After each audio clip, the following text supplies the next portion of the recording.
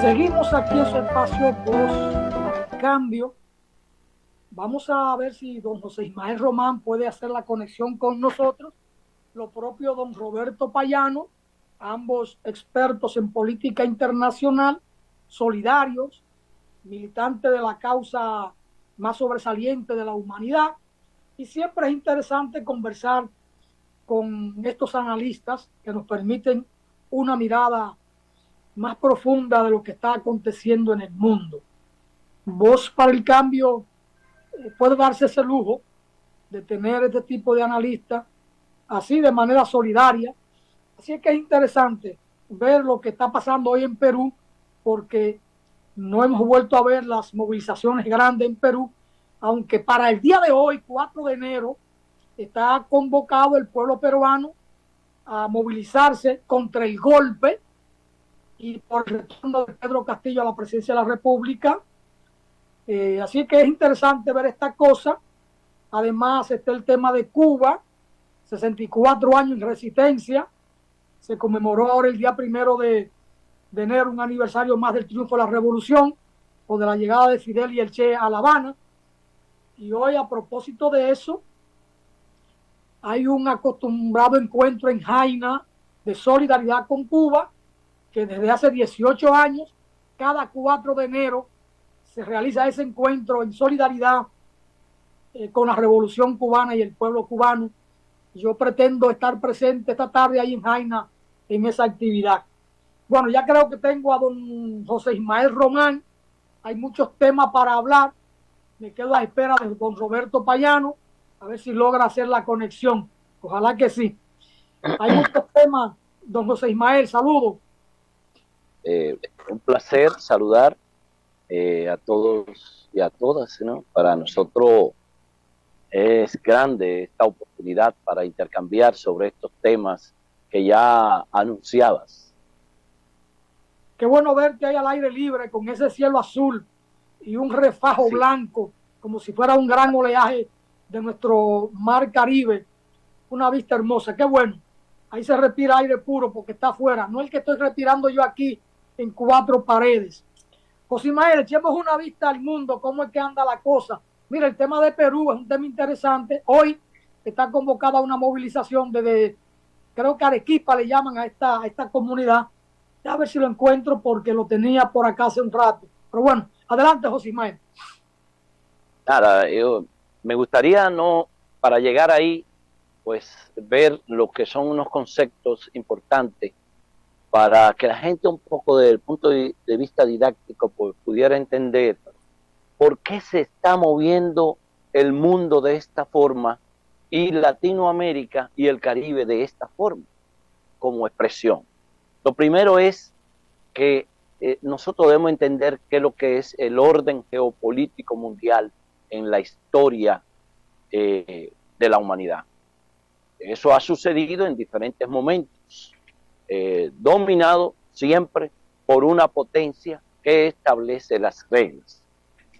El orden mundial que tenemos hoy, y hablamos de un nuevo orden mundial, el que tenemos hoy es un orden mundial dirigido por el neoliberalismo, que a partir de los 80, esto como teoría económica, política, cultural, social, en todos los órdenes, tiene sus expresiones.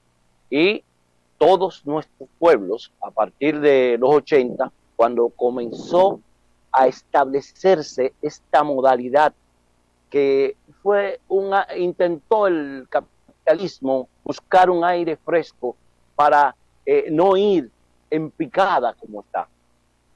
Está desacatado este orden mundial neoliberal, hay una lucha en proceso en el mundo donde lo nuevo está tratando de desplazar lo viejo y lo viejo tratando de permanecer en el poder.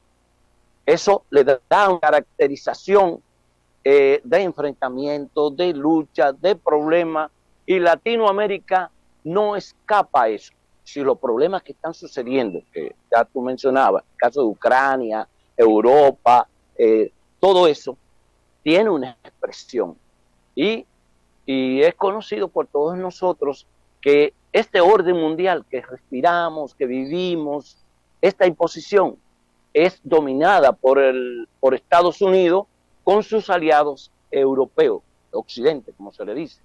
Entonces, ahí viene toda la carga de controles, posición, y la parte emergente se expresa también. Por ejemplo, esta lucha que se está desarrollando por la emergencia de nuevos actores para decidir en el mundo está siendo enfrentada naturalmente por Estados Unidos y le importa lo que pasa y es capaz de crear crisis en cualquier lado. El caso de Perú, que tú mencionabas, es una situación interesante. A Estados Unidos no le interesa ni a esos grupos hegemónicos que ahí haya una sociedad donde el Estado de Derecho se imponga, que se desarrolle ese país con tanta riqueza y con una cultura hermosísima como el pueblo peruano, ¿verdad? En América. No le importa y prefiere esa clase política, económica, racista en Perú, desbaratarlo todo en aras de imponerse. Y eso es seriamente preocupante. 7 años, 6 presidentes. Indiscutiblemente eso es una situación preocupante, ¿no? Que haya ese descontrol, esa falta de estabilidad política, porque con esa inestabilidad no hay desarrollo. Y lamentablemente Perú, que ha decidido en su momento con trampa, con acuerdo, la política imponerse, Perú que vivió una guerrilla permanente, que todavía en las montañas permanecen algunos grupos alzados porque le han cerrado la puerta. Nosotros, los que hemos visto y que hemos ido a Perú, podemos ver en la ciudad una parte donde viven los ricos dividido por una pared. Aquí hay también una expresión parecida que se comentó mucho, como es el caso del muro de la vergüenza con el Colón, pero en Perú esa expresión es como una foto que tú tienes en una mano y en la otra, ese contraste. Y entonces eso dice mucho del Perú, lamentablemente. Entonces el pueblo decidió escoger esa aristocracia, no soporta que gente de la baja realea, pudieran ellos decir, con este nivel, un profesor de una comunidad lejísimo, pudiera ascender al gobierno y dirigirlo. No fue posible. Le hicieron la vida imposible y antes de asumir el gobierno ya le estaban dando el golpe de Estado. Todo estaba preparado.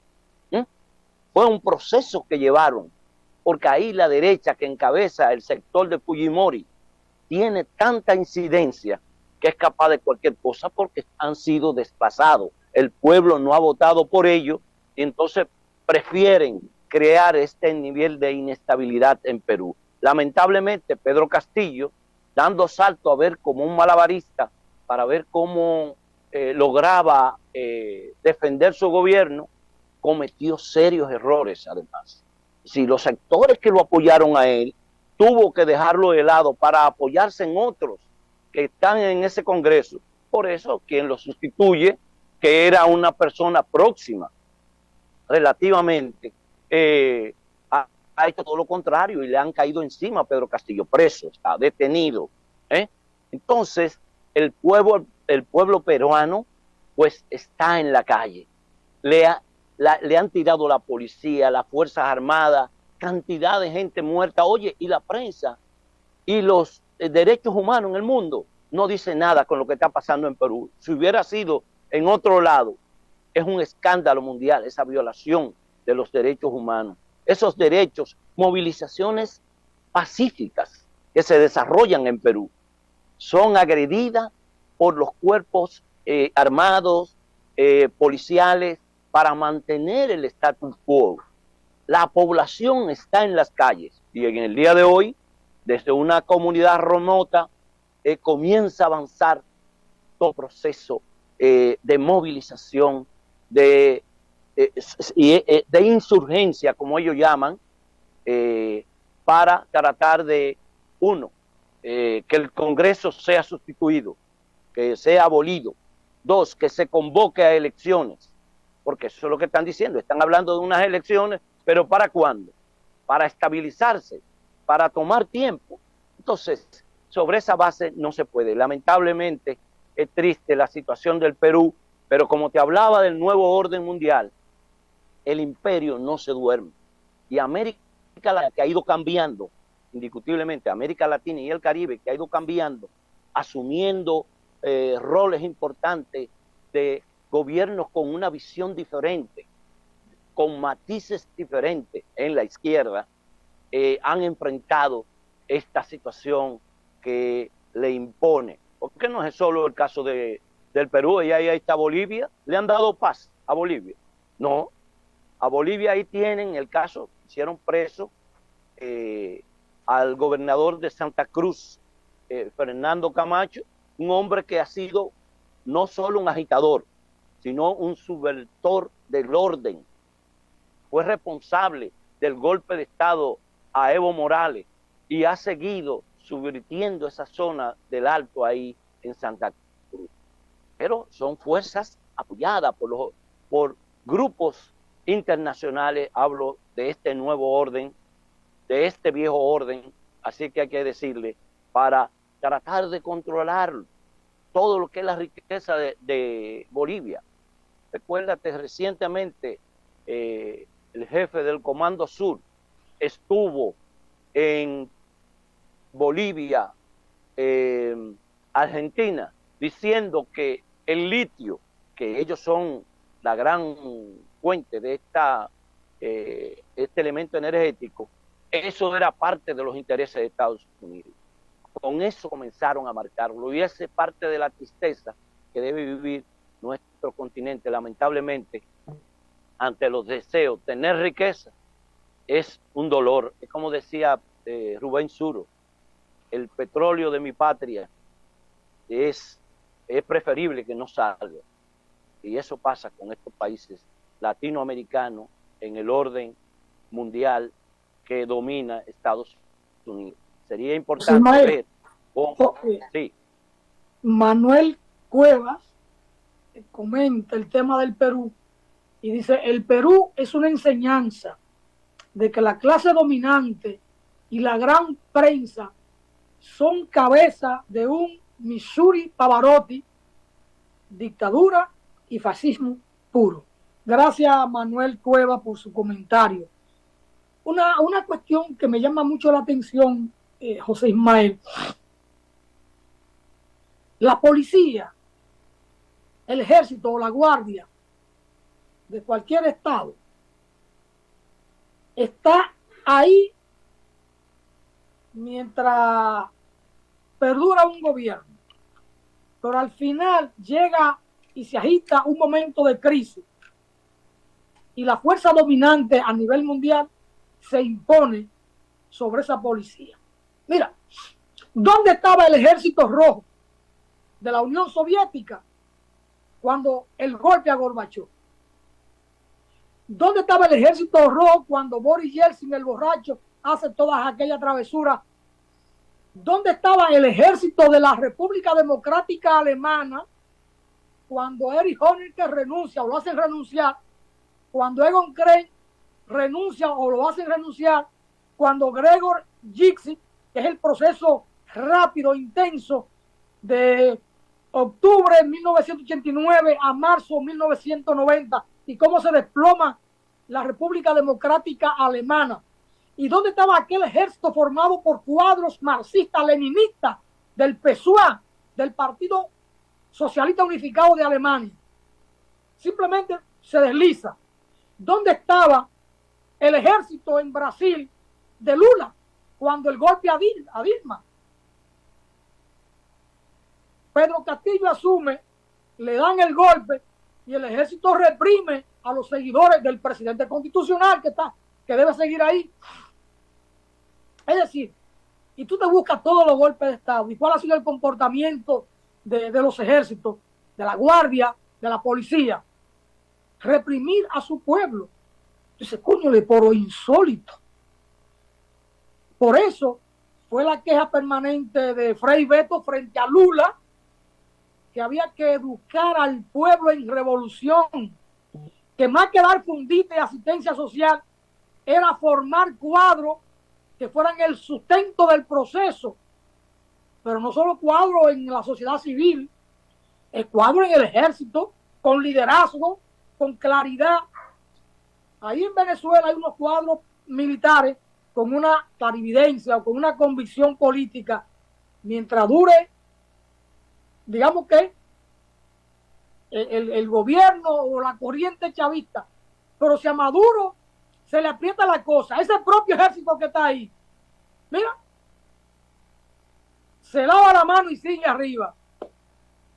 Esa cosa a mí me preocupa, José Ismael. Si tú quieres lo comentamos a la vuelta, pero te lo dejo ahí como una preocupación, no solo a ti, debe ser una preocupación para los que desde una posición de izquierda democrática van al poder.